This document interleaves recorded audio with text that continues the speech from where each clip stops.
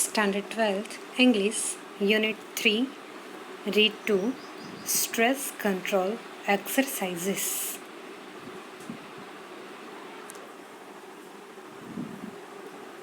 તો વિદ્યાર્થી મિત્રો, આ પાઠમાં આપણે સ્ટ્રેસ કંટ્રોલ કરવા માટેની એક્સરસાઇઝ જોવાની છે. અમુક એક્સરસાઇઝ આપેલી છે જેના દ્વારા આપણું સ્ટ્રેસ લેવલ છે, જે માનસિક તણાવ છે, એને આપણે કંટ્રોલમાં કરી શકીએ છીએ, એના ઉપર નિયંત્રણ લાદી અને નહિવત પ્રમાણમાં એને પહોંચાડી શકીએ છીએ. તો ચાલો જોઈએ. Short meditation 1.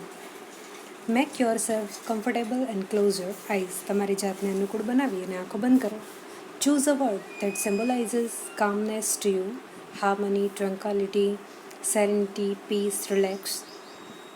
જે કામનેસ, માનસિક શાંતિ કાં તો ખાલી શાંતિ એને રજૂ કરતો હોય તેવો કોઈ એક શબ્દ પસંદ કરો. એ પછી સાનુકૂળતા હોય, માનસિક સ્વાસ્થ્ય, ગંભીરતા, શાંતિ, રાહત વગેરે જેવો કોઈ પણ એક શબ્દ તમારા મનમાં ધારી લો. Meditate on your chosen word. જે શબ્દ તમે પસંદ કરેલો છે એના ઉપર ધ્યાન કેન્દ્રિત કરો. Visualize scenes that tie in with the word or build up mental images that illustrate the word. શું કીધું છે અહીંયા? આ શબ્દ સાથે સંકળાયેલા દ્રશ્યોની મનોરમ કલ્પના કરો. જે તમે શબ્દ વિચારેલો છે એના આધારે તમારા મગજમાં કાલ્પનિક દ્રશ્ય ઊભું કરો. You can also spend some time imagining what it would feel like if you experienced harmony or tranquility inside yourself. જો તમે તમારી અંદર સંવાદિતા કે માનસિક શાંતિનો અનુભવ કરો તો કેવો અહેસાસ થાય તેવી કલ્પના કરવામાં પણ તમે થોડો સમય ગાળી શકો છો. Open your eyes again.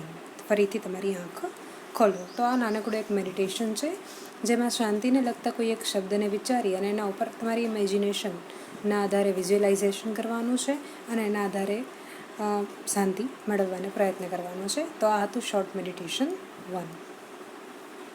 Short meditation 2.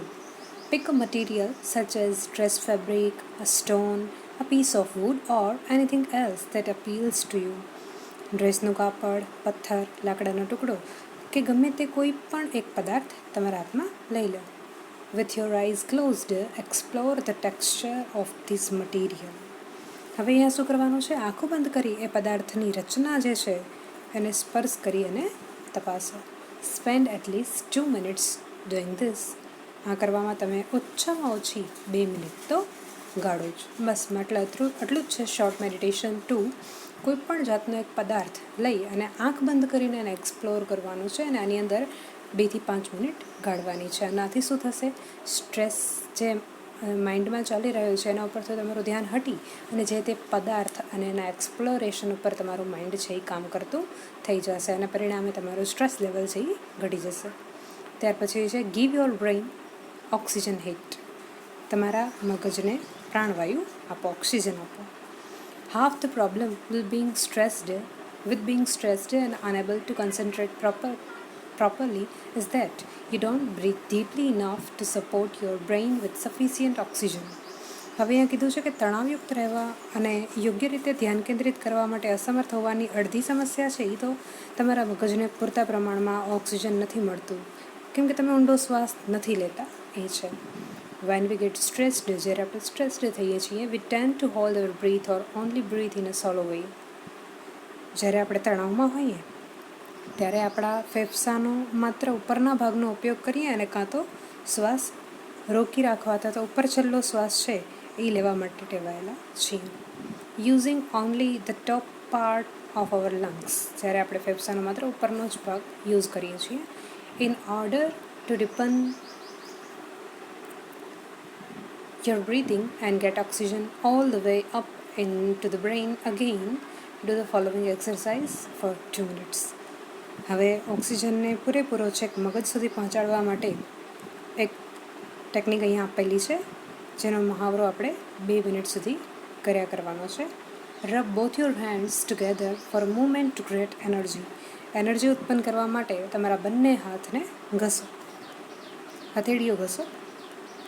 Place your palms one on top of the other on the area just below your navel. નાભીની નીચેના ભાગમાં તમારી એક હથેળીની ઉપર બીજી હથેળીને મૂકી દો. Breathe consciously into your belly. making your palms rise every in breath. દરેક શ્વાસે તમારી હથેળીઓ ઊંચે થાય એ રીતે સભાનતાપૂર્વક તમારા પેટમાં શ્વાસ ભરો. Imagine breathing oxygen into your brain. અને અહીંયા આપણે ઇમેજિન કરવાનું છે કે તમે ઓક્સિજનને અંદર બ્રીથ કરી રહ્યા છો, તમારા મગજ સુધી પહોંચાડી રહ્યા છો. તો પૂરેપૂરું ઓક્સિજન લેવા માટે આ એક ટેકનિક આપેલી છે કે બંને હાથ ઘસી અને નાભી નીચે મૂકો અને પછી તમારા પેટના જે મૂવમેન્ટ્સ છે એને ધ્યાનમાં રાખો. તમારો હાથ પેટના કારણે ઊંચો નીચો થાય છે એને ધ્યાનમાં રાખો અને એવી કલ્પના કરો કે તમે મગજને ઓક્સિજન પૂરું પાડી રહ્યા છો. ત્યાર પછી છે ધ ક્રાઉન પુલ. શ્વાસને ઉપર તરફ ખેંચવો. When we breathe there is a microscopic movement of the cranial bones which in turn allows the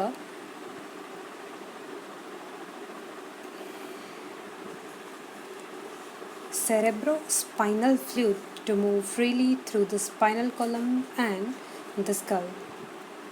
When tensed or upset and don't breathe deeply enough, this can result in bones in the skull becoming slightly stuck together so that the fluid cannot circulate properly.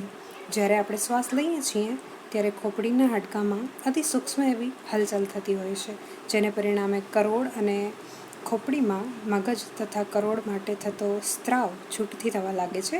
જ્યારે આપણે તણાવમાં હોઈએ કે અશાંત હોઈએ ત્યારે આપણે પૂરતા પ્રમાણમાં ઊંડા શ્વાસ લેતા નથી, જેને પરિણામે ખોપડીના હાડકાં છે એ સહજ ચોંટી જાય છે, જેથી પ્રવાહી યોગ્ય રીતે ફરી શકતું નથી. ફ્લુઇડ એક જાતનું પ્રવાહી જે અંદર મગજને ચલાવવા માટે અતિશય જરૂરી છે તે હલનચલન કરી શકતું નથી, અથવા તો તેની મૂવમેન્ટ રેગ્યુલર જે થવી જોઈએ એ થતી નથી. The crown pull influences the flow of cerebrospinal fluid in a positive way. It helps calm your nervous system and can also often take away a headache or stress-induced stomachache, as well as helping you think clearly. ઉપર તરફનું ખેંચાણ મગજ તથા કરોડને લગતા સ્ત્રાવ પર હકારાત્મક અસર પહોંચાડે છે. તે તમામ ચેતાતંત્રને સ્વસ્થ કરે છે, તેમજ માથાનો દુખાવો કે તણાવને લીધે થયેલ પેટનો દુખાવો પણ દૂર કરે છે. તમને સ્વસ્થપણે વિચારવામાં પણ મદદ કરે છે.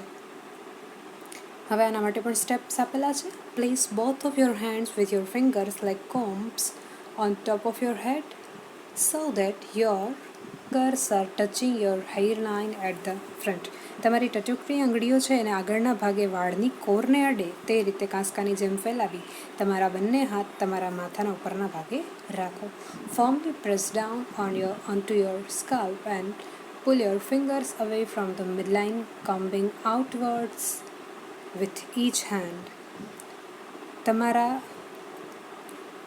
તાળવા પર જોરથી દબાવો અને બંને હાથે બહારની તરફ ઓળતા હો તે રીતે મધ્ય ભાગમાંથી તમારી આંગળીઓને હટાવી લો. Now place your hands in the same way higher up on the midline of the head and repeat the procedure. હવે માથાના મધ્ય ભાગથી થોડેક ઉપર તમારા હાથને આ જ રીતે મૂકો અને ફરીથી પુનરાવર્તન કરો. Now place hands even further back on your head towards the ground and repeat the procedure. ફરી એકવાર તમારા હાથને હજુ માથાના પાછળના ભાગમાં મૂકો અને ઉપરોક્ત પ્રક્રિયા ફરીથી દોહરાવો. તો આજે ક્રાઉન પુલ છે એના દ્વારા આપણે શ્વાસને ઉપર તરફ ખેંચવાની પ્રક્રિયા છે એ સંપૂર્ણ કરી શકીએ છીએ. ત્યાર પછી છે મેન્ટલ ક્વિક ફિક્સીસ. માનસિક સ્વસ્થતાના અન્ય ઉપાયો. નાના નાના એવા ટૂંકા ઉપાયો છે અને ખૂબ સરળ, કે બીજું કંઈ પણ યાદ ના આવે તો આમાંથી એક કે બે જો તમને પસંદ હોય તો એને કાયમ માટે તમારા માઇન્ડમાં ફિટ કરી દો. અને જ્યારે પણ કંટાળો આવે, મજા ના આવતી હોય, સ્ટ્રેસ લાગતું હોય, ચિંતા ઘણી બધી થઈ ગઈ હોય, કંઈ પણ અણગમા કે નકારાત્મક લાગણી હોય ત્યારે તમે એનો ઉપયોગ કરી શકો છો. તો સૌથી પહેલું છે put on some music you like and dance through the room. This creative activity exercises the right side of the brain and helps rebalance your brain. સૌથી પહેલી એક્સરસાઇઝ કીધી છે તમને ગમતું સંગીત ચાલુ કરે અને રૂમમાં નાચો. આ સર્જનાત્મક પ્રવૃત્તિ મગજના જમણા ભાગને ક્વાયત પૂરી પાડે છે અને તમારા મનને પુનર્સંતુલિત રીબેલેન્સ કરે છે. Get a fish tank and watch the fish swim around languidly. This allows your mind to calm down. માછલી ઘર લો અને નિરાંતે માછલી જે રીતે તરે છે ને નિહાળો. આ તમારા મનને શાંતિ આપશે. જરૂરી નથી કે તમે ફિશ ઘર ખરીદો, તમે ક્યાંય પણ જુઓ છો તો બસ એ તકનો લાભ લઈ લો. Write down all your worries. Putting them on a piece of paper gets them out of your head. નાના છોકરા જેવી વાત કહેવાય કે તમારા મનમાં ચાલતી જે ચિંતાઓ છે એને કાગળ ઉપર લખી નાખો. કાગળ પર લખી કાઢતા તે તમારા મનમાંથી પણ નીકળી જશે. આ એક્ઝેક્ટ જબ વી મેટ જેવું થયું. ત્યાર પછી છે get out into nature and walk. કુદરતમાં નીકળો અને વોકિંગ કરો, ચાલો. કુદરતી દ્રશ્યોને જોશો, કુદરતના વોઇસને અનુભવ કરશો તો તમારા મનને ઓટોમેટિક શાંતિ મળી જશે. Concentrate on what is right now rather than what might happen tomorrow. આવતીકાલે શું થશે તેની ચિંતા કરવાને બદલે અત્યારે શું ચાલી રહ્યું છે, વર્તમાન પરિસ્થિતિ શું છે તેના ઉપર તમારું ધ્યાન કેન્દ્રિત કરો. Sing in the bath and use the shampoo bottle as a microphone. આ કદાચ તમે કરતા જ હશો. શેમ્પૂની બોટલને માઇક્રોફોન સમજી અને બાથરૂમમાં ગીતો ગાઓ. Nobody is perfect and who wants to be nobody. Mistakes are okay. કોઈ પણ વ્યક્તિ પૂર્ણ નથી અને પૂર્ણ કોણ બનવા માંગે છે? ભૂલો તો બધા જથી થાય. Delete the phrase I can't from your vocabulary. It isn't constructive and blocks your view of positive solutions. હું નહીં કરી શકું આ શબ્દ છે એને તમારા શબ્દકોશમાંથી જ કાઢી નાખો. એ સર્જનાત્મક નથી અને શક્ય ઉકેલની તમારી દૃષ્ટિને પણ અવરોધે છે. ટૂંકમાં આ શબ્દ નેગેટિવ છે. આઈ કાન્ટ, આઈ કેન, બસ આજે ધ્યાનમાં રાખો. Write a few lines with your other hand.